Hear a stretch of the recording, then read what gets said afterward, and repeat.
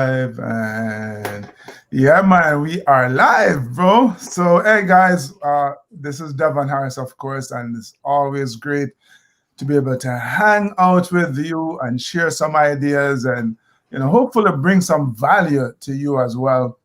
Um, Today I get to hang out with Andy Church. They call him Beard. And if you take a look at him, I think you'll see why. But I'm Jamaican, so we have to add a little flair to it. So I call him Beard Man. Beard just sounds too plain. So for me, it's Beard Man. Um, Andy is a digital marketing strategist at Geneva Supply. But his beard and his title is not even the most interesting thing about him. This dude is a former pro wrestler, and we're going to get into that in a minute. But feel free, of course, to chime in with your comments, chime in with your questions. Let's engage each other, right? This is a conversation, so Andy and I will lead off the conversation, but we want to invite you to be part of the conversation as well. So, Beard Man, All right. keep on pushing, man. How are you? Oh, good. Thanks for having me. Excited to be on the show.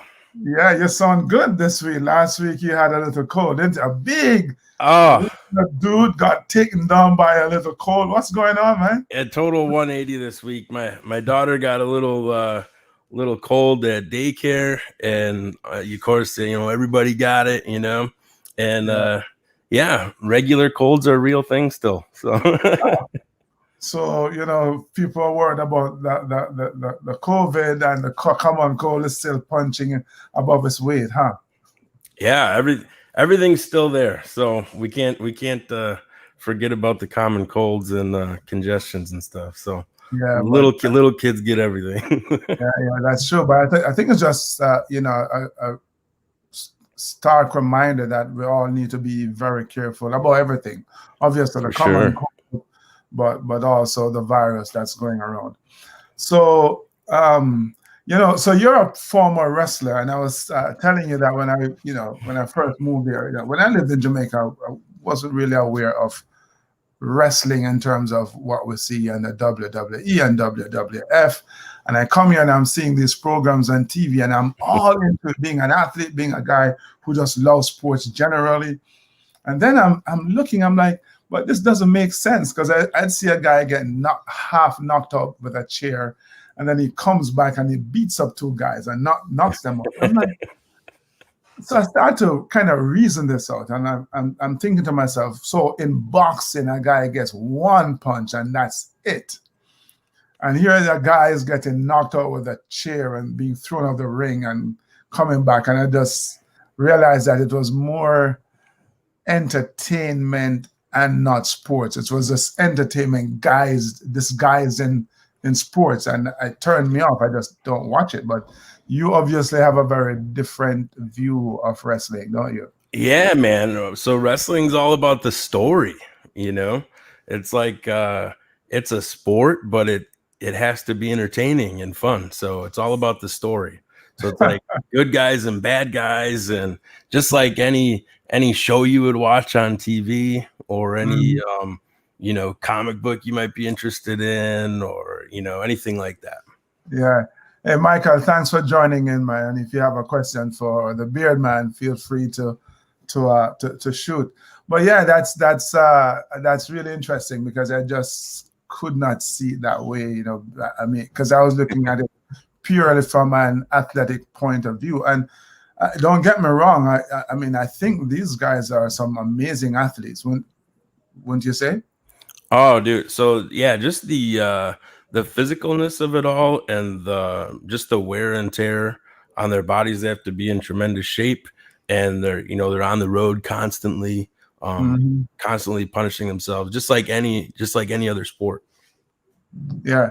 So I'm going to ask you about how you got into wrestling initially. It's kind of interesting that you are a wrestler, SEO guru guy. So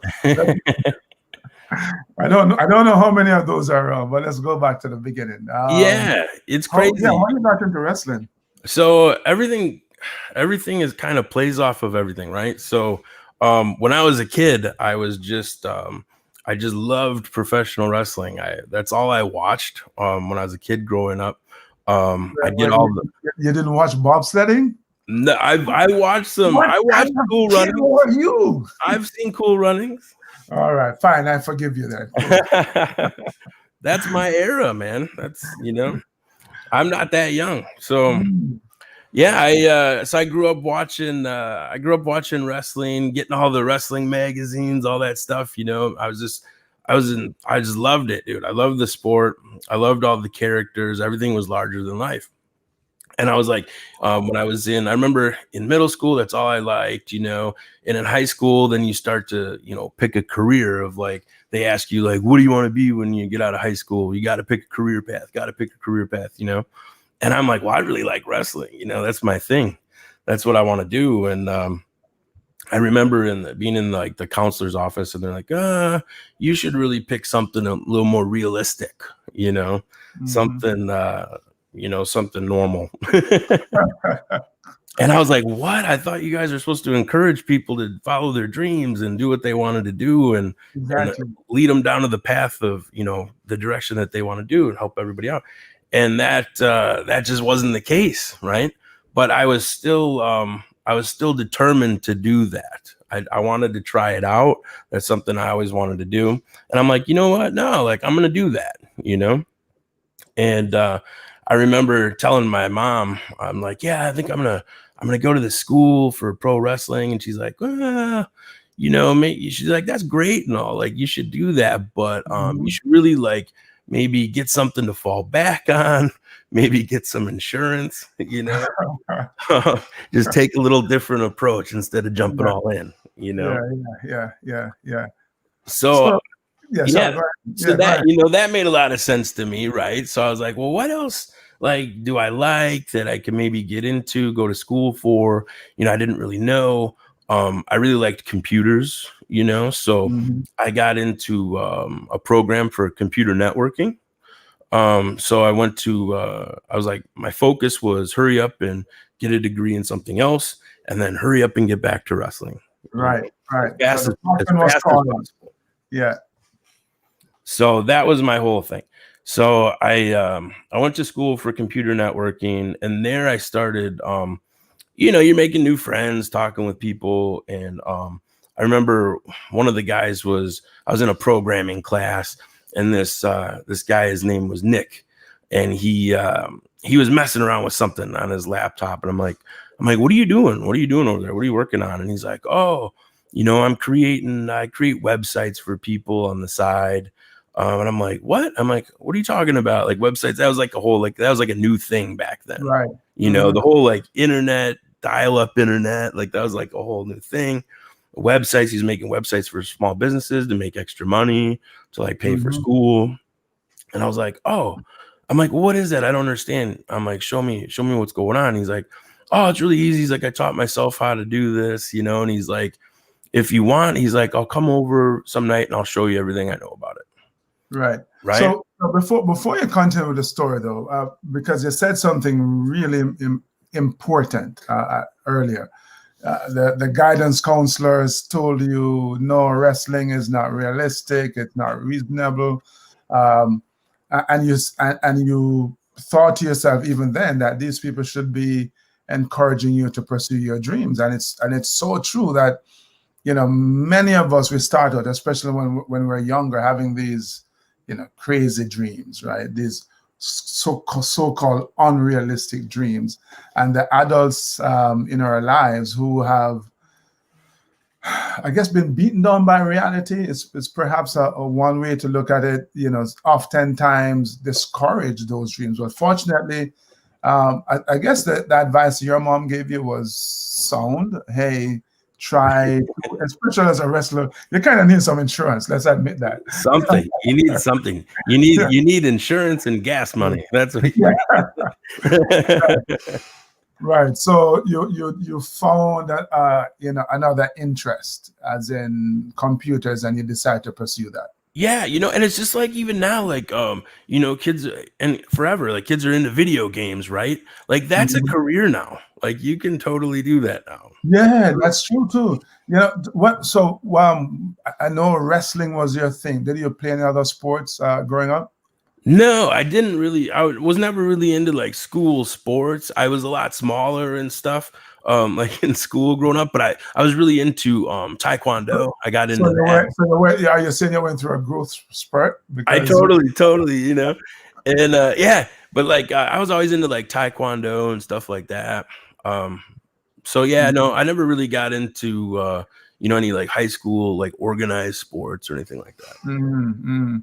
So I'm guessing that you know when you're home and hanging out with your buddies, you guys were practicing wrestling moves and all that good stuff. Totally, Yeah, totally mimicking everything you see on TV. yeah. So so your friend is working on websites and learning how to build them and make extra money on the side, and you kind Yeah, of start going down that path. yeah. So he comes over, he's showing me like websites and this whole thing, and I'm like, oh, dude, like this is like I got to know everything about this stuff, right? Mhm. I'm like, this is totally a thing. And I kind of like put it in the back of my head, and I'm focusing on school. And I get done, I finally fast forward, I get done with school, move back home. And I had already had a friend that was kind of involved with wrestling. So I'm like, oh, I think I'm ready to do this, but I'm kind of still looking for a job at that point. And Mhm. I got to make extra money, to pay bills and stuff. And I was like, oh yeah, that guy told me about websites and stuff. So I started, making contacts and making some small websites for people and getting things going that way. Finally got a job in IT, and you started off in IT, and it was I ended up getting a third shift job. Mhm. So it was perfect for what I wanted to do with wrestling. So I had plenty of time while working in IT to go pursue wrestling camp and training and stuff. Yeah. So you're telling me that you know you had this curious mind. You wanted to learn more and be exposed to new things, different things, and kind of push yourself out of your comfort zone.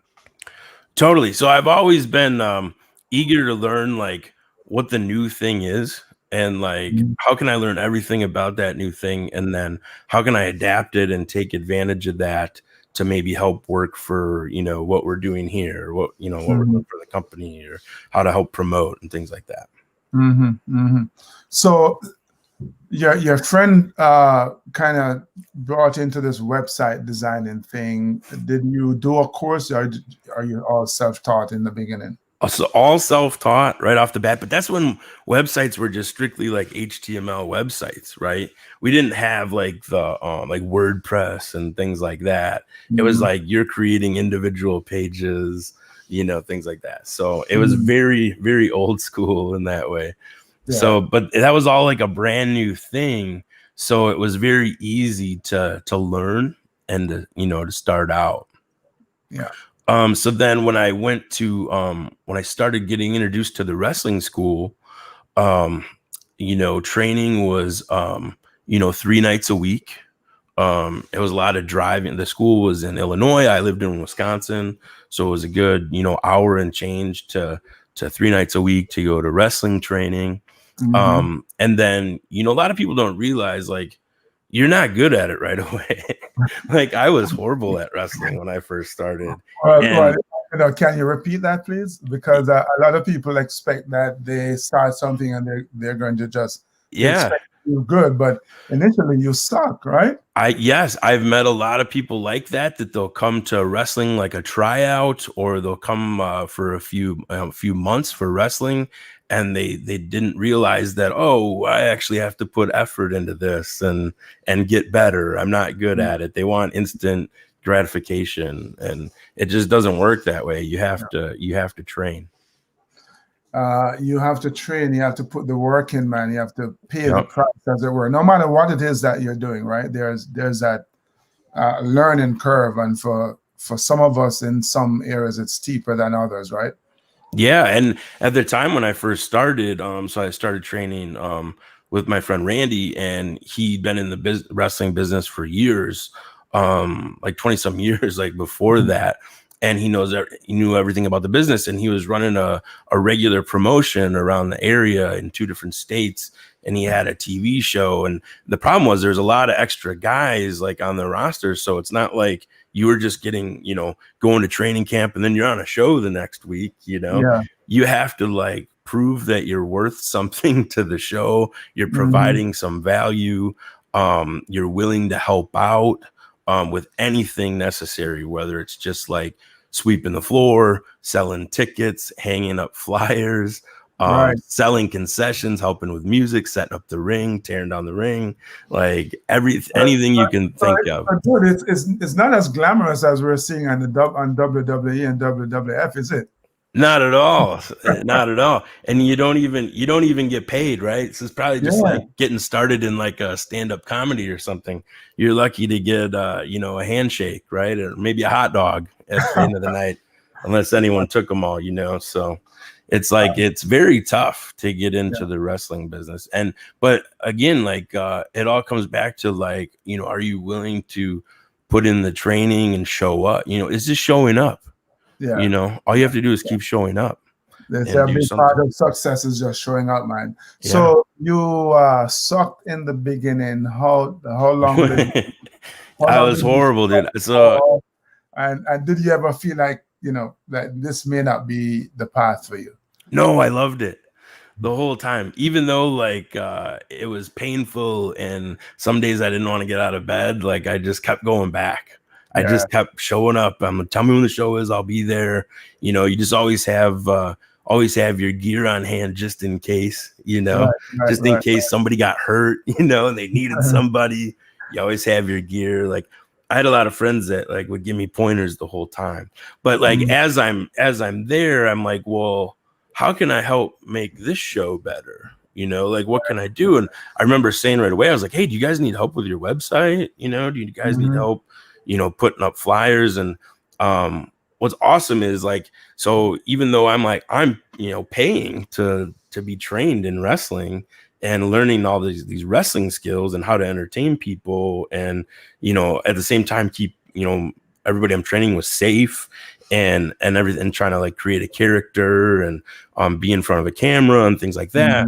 I'm learning all these skills. I'm paying to do that, but then also like my friend Randy's like showing me like how to promote things and how to, get people to come to the shows and how to keep the people coming back to the shows. Right. And he's like, oh yeah, we do need help with the website because we don't know anything about that. And so I started helping out with online promotions. And this is even before social media. Yeah. Was really a thing. Like maybe there was like a MySpace eventually or something, but this was like way before that. This is like the AOL days, Yeah. Yeah. So that's, by the way, Dave, thanks for joining us, man. And you're right, nothing worthwhile comes easy. And Andy, his life and what he's sharing with us is a testament to that. So you're paying to learn how to wrestle, volunteering your time, but in a way you're getting all this additional education just because, again, you're open-minded and you want to learn. Exactly. So you're all of a sudden like wrestling's opening all these other doors. You're learning all these other skills, and really it comes down to like, don't be the first one out of there at the end of the night. Stick around, be the last one there to turn off the lights and shut the door, because that's when you're going to start making connections and learn even more things. So, my friend Sid V talks about, he actually wrote a book, your network is your net worth. And you're kind of saying that in a different way as well. Hey, make sure you're hanging around and connecting with people, because that's how you get all of that additional education that all the people who leave early don't get. Exactly. And, be the guy to help out. I remember being one of the only like 2 or 3 guys at the end of the night, helping tear down the ring, and everybody had already left because they didn't want to help out. And, then all of a sudden you start hearing like the stories from the past and like all these good things. And then, you know, because you helped out there, then you're getting invited to go on road trips for bigger shows. They were big into fundraising events at the time, so I would go to all these awesome venues and be part of these big fundraising events. And I got to like meet and network with a whole bunch of people that I never thought I would ever meet in real life, people that I watched growing up on TV, like all kinds of things. And then people in different industries, like musicians, like things like that. So it was just, it's very bizarre, very bizarre. So here it is that you're getting an education in, you're strengthening your web design skills. You're learning about marketing and promotion and so on. So talk to us about that transition. How do you, because I know you no longer. Tell us why. And so the place I worked at, so I worked at in healthcare in IT when I started off, right? The whole time I was doing the wrestling thing, and then eventually in their marketing department one day I saw that they were hiring their first ever web guy, you know, to work on the website for the hospital and stuff. And I was like, oh, that makes a lot of sense. Like I've been learning all these skills, you know, and helping promote, and like marketing makes a lot of sense. Like I never thought about marketing as a career before. I mean, I don't know that, I guess that was still a thing, but like I wasn't thinking that way. Right, I was so focused on wrestling at the time, but I'm like, oh, I could use a lot of those skills I've learned and like adapt those into marketing. And so I just so stick up in there, Andy, because I talk about that all the time. You know, let's keep on pushing philosophy. It's not just about overcoming obstacles, it's also learning how to take your existing skill set and experience and knowledge and applying them to a new environment. And that's exactly what you did. Yes. So yeah, and you know what I did? So I didn't even like apply right away. I found out who was hiring for that job, and I just kind of reached out, and I had pointed out some issues that I thought maybe could make the website better. And I started just, I remember emailing this person, and like, hey, I think we could fix this and this and this. And they were like, you should just apply for this job. You know, they're like, I know you work in IT, but you should just apply for this, you know? Yeah. Kind of what we're looking for. And I was like, oh, okay, awesome. So then, you know, then at that time, like websites had started to evolve a little more. And then, you know, all of a sudden as a company, then they were trying to, obviously Google was a thing and people wanted to rank in Google, and, you know, search engine optimization was a real thing. So then I really started focusing all my energy on SEO. Right. Reading any articles I could find on SEO.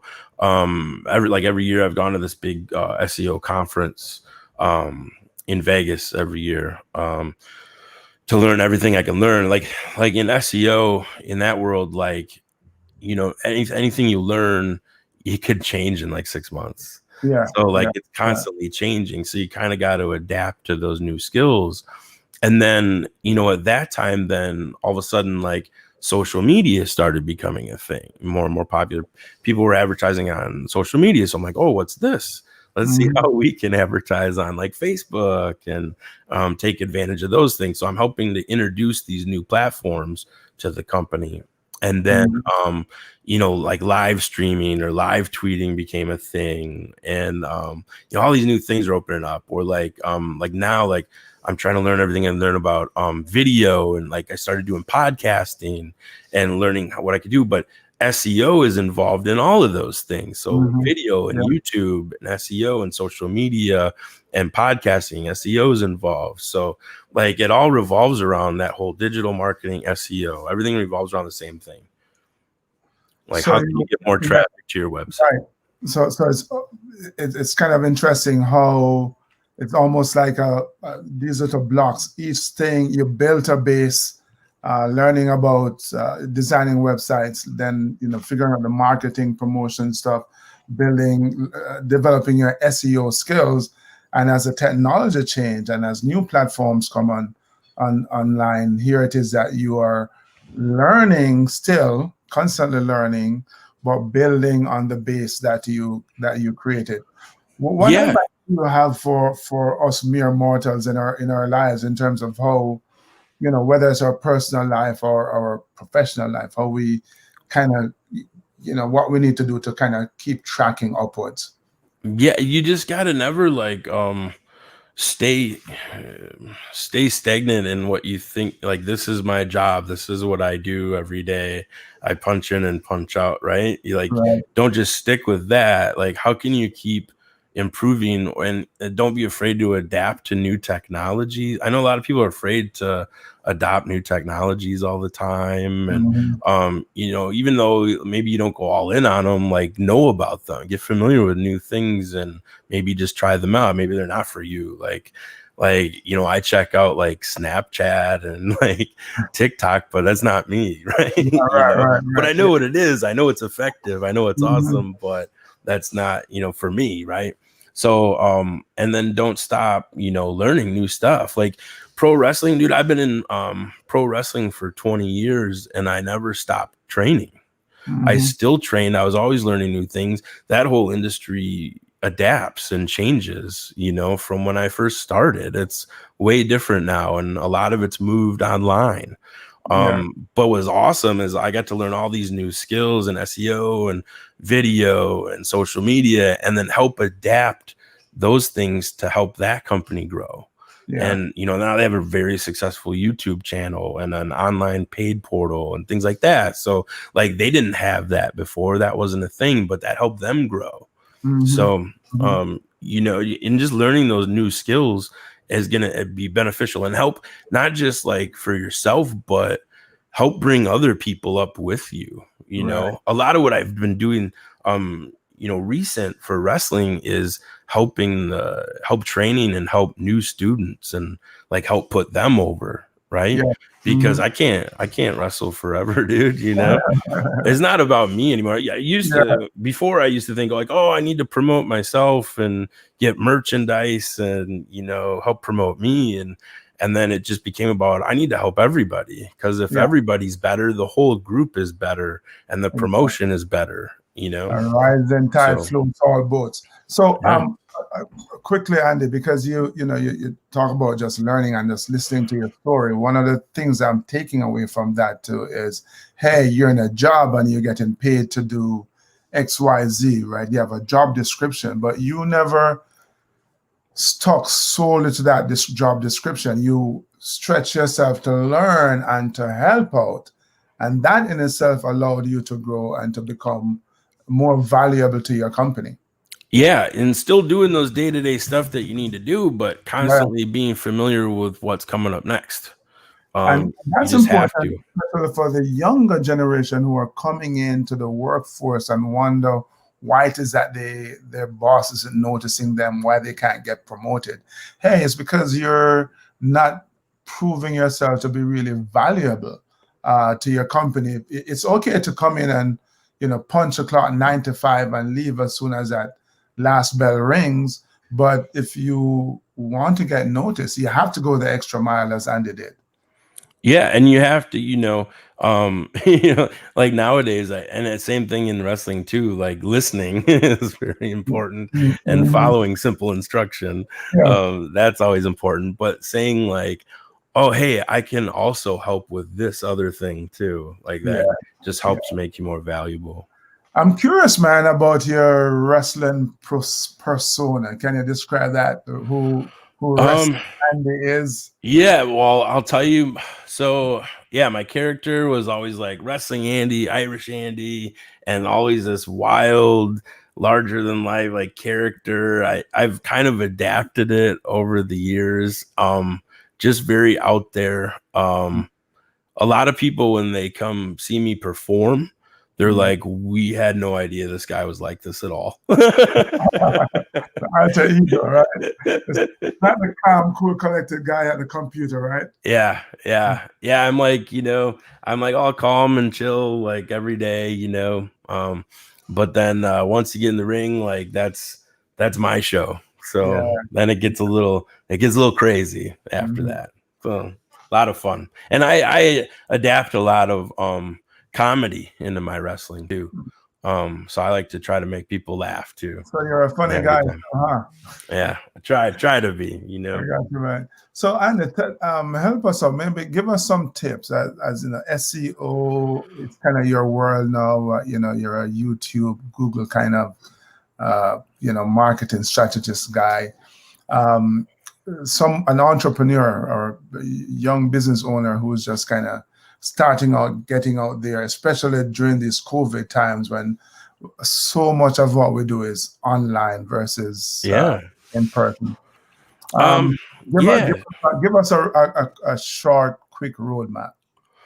Yeah. So, I mean, you have to like now, like you have to like create content and not be afraid to put yourself out there.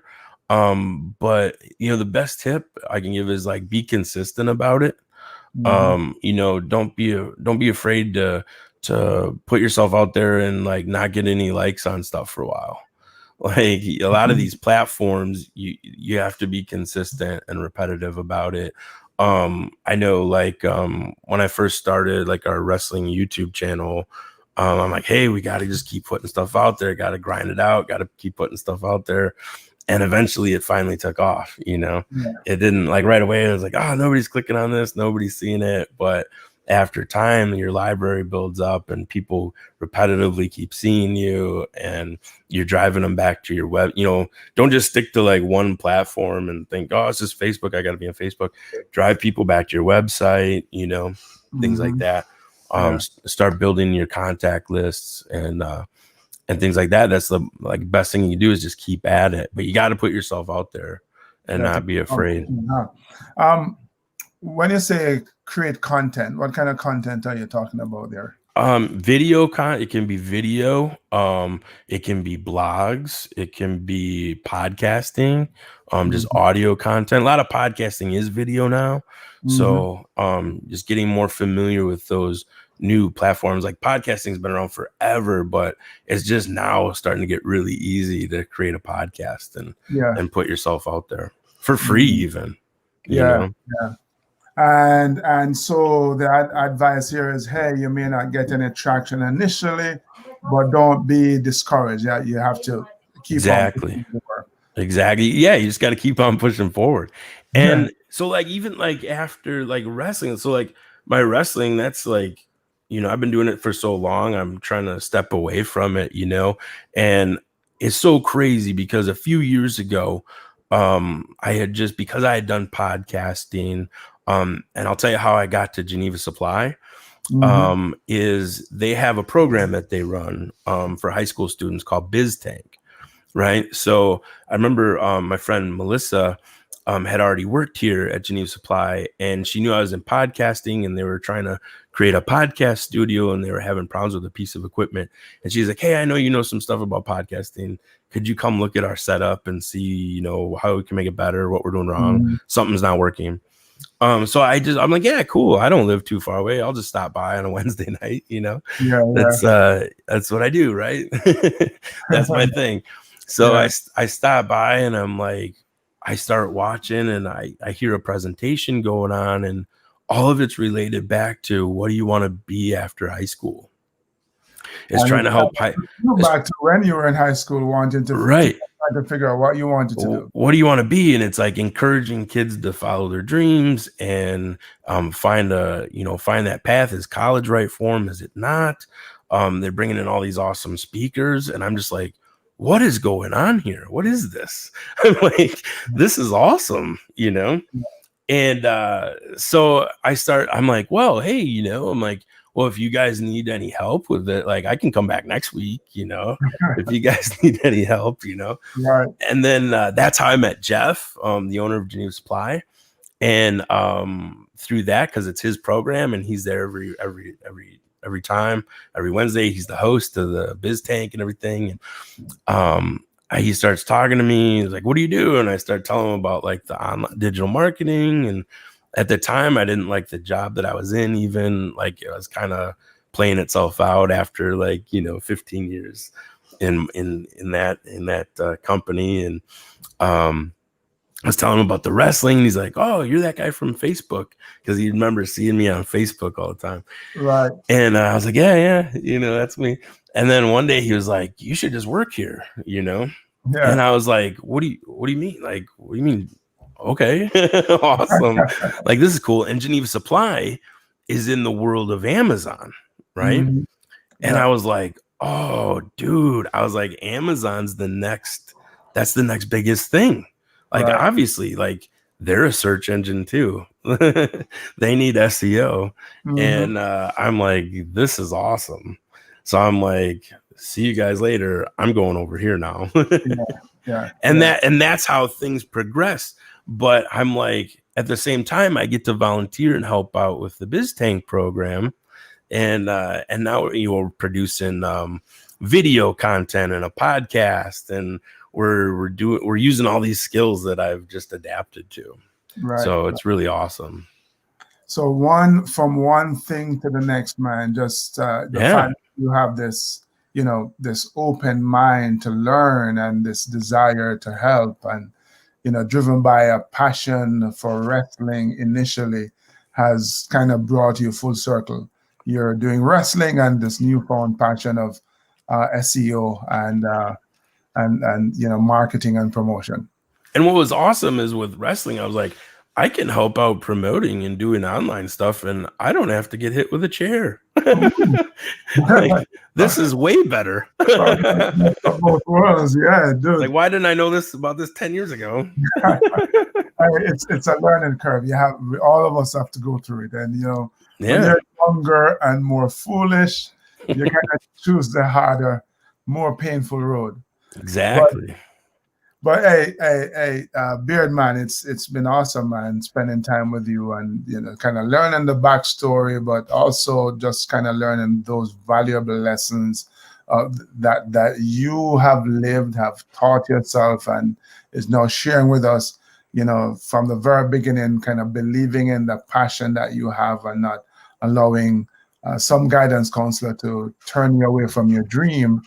And then just having this open mind to constantly learn and to be willing to put the work in and not be discouraged even when it sucks, and just continue to build as you have shared with us. So thank you so much for spending time with us. I give you a parting words before we. Thanks so much for having me. This is awesome.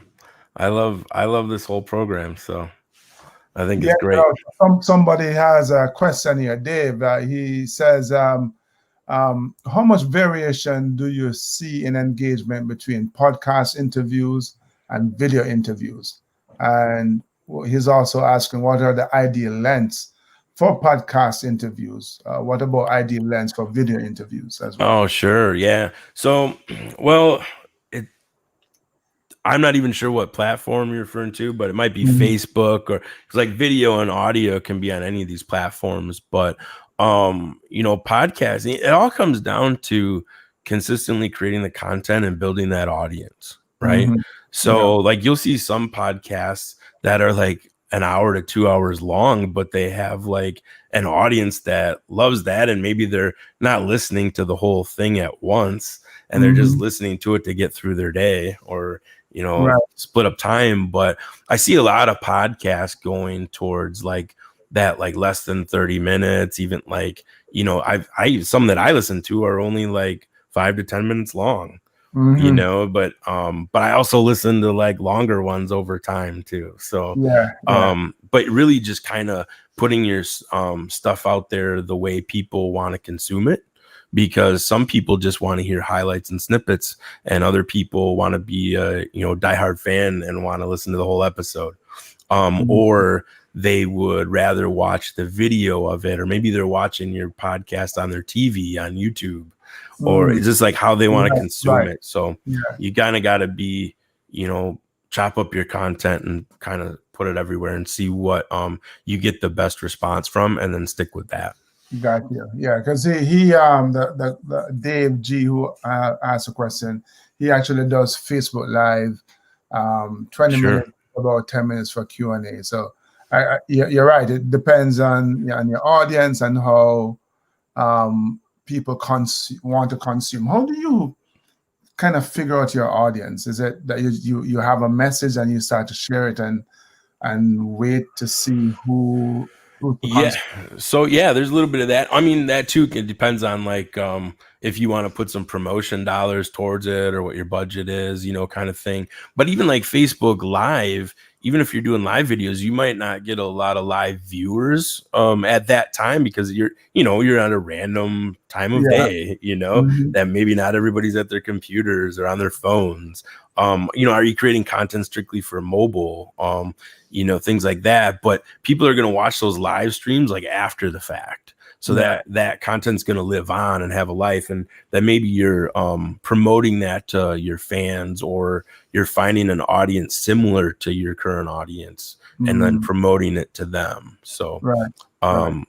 but it has to, hopefully you have an awesome core audience that likes and shares all your stuff Yeah. and helps get you more people, That's helpful. Yeah. so that helps too.